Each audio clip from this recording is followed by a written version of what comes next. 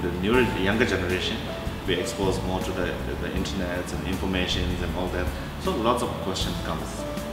So I think it's important is not just to leave it on a blind faith or just faith, but maybe study more, learn more about Buddhism. I think we have to, the younger generation, maybe not focus too much in the blind faith, but to learn the reason behind, the purpose behind. Example, you say refuge. I take refuge in Buddha, I take refuge in Dharma, I take refuge in Sangha. How to see that as with a let's say a modern approach. Why we need to take refuge in Buddha, Dharma, Sangha? Number one, I think everybody wants to be happy. Nobody wants to be suffering. So, what is causing the suffering?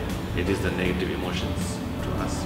So, how to get rid of this negative emotions? It is in the teaching of the Buddha, isn't it?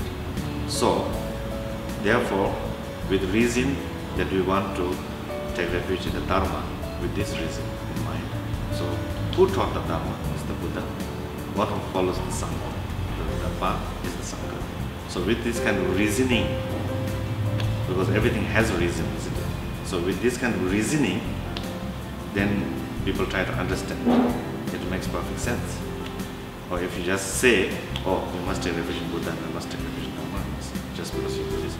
So then it's a little bit more goes towards the blind faith. So everything with reasoning, if you try to understand, then I think that makes more sense and the younger generation can understand better. I always say that charity work is very good, wonderful. It is compassionate action. But I think if you look in the Buddhist history, we never try to convert, saying that give up your religion and come to Buddhism. This is not in Buddhist history or Buddhist tradition.